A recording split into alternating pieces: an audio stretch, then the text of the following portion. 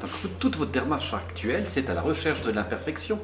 Indiana Jones, c'était... De l'imperfection, vous dites? Oui, de l'imperfection.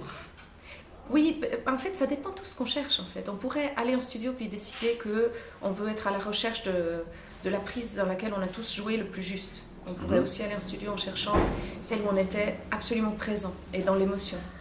On pourrait aussi choisir celle où on a été complètement fou puis où on a testé des nouvelles choses. C'est vraiment... Et après, tout dépendra de... J'ai fait écouter un des morceaux qui s'appelle Il y aurait là, à Nicolas Fressinet. Je viens d'aller l'enregistrer à Paris parce qu'il chante en duo sur cette... Et il me dit, j'aime beaucoup la contrebasse, mais il y a 2 notes qui sont pas tout à fait justes. Est-ce que tu voudrais pas aller les chercher dans une autre prise, ces 2 notes? Et ben, je lui ai dit, on peut pas parce qu'il n'a pas joué 2 fois pareil. Puis il me dit, c'est pas une ligne écrite qu'il a jouée. Et puis non, on a à chaque fois improvisé. Alors ça change complètement la donne. Donc en fait, ce sera à moi d'informer les auditeurs sur le fait que le CD a été enregistré en live et que donc ils doivent l'écouter pas comme si c'était... Je fais le geste de la contrebasse qui jouait avec l'archet. Avec l'archet,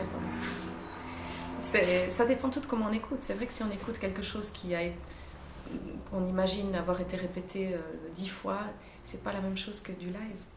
Durant ces 2 jours, vous vous mettez une pression, vous arrivez quand même à être calme d'un morceau à l'autre? Moi, j'ai eu la pression pendant 1 semaine et demie, parce qu'il y a eu les répétitions, et parce qu'on a travaillé comme des fous. Parce que voilà, on arrive et puis on ne sait pas qu'on a répété, c'est qu'on a cherché ensemble. J'arrive avec un morceau, j'ai 2-3 choses qui sont notées, j'ai 2-3 idées que je voudrais garder, puis le reste, je choisis chaque musicien pour les couleurs qu'il va apporter à l'album. Alors, du coup, on essaye ensemble.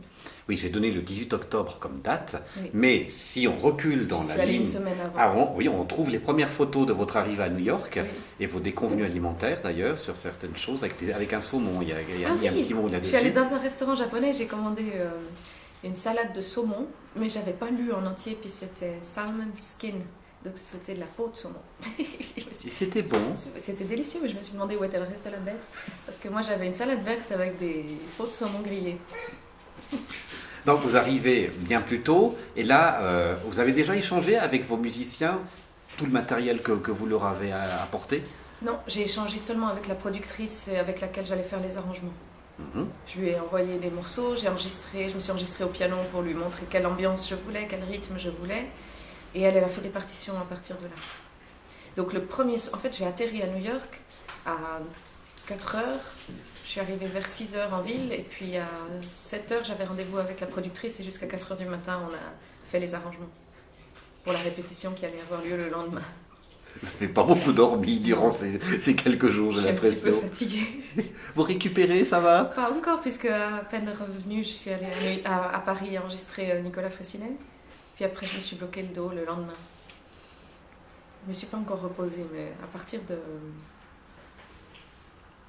En psychologie facile, on vous dirait que vous en avez eu tellement plein le dos que maintenant, il se venge. C'est pas tout à fait étonnant ce qui s'est passé là, en effet.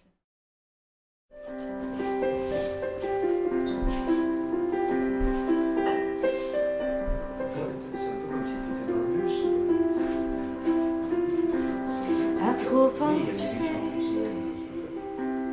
j'ai cru me perdre, à trop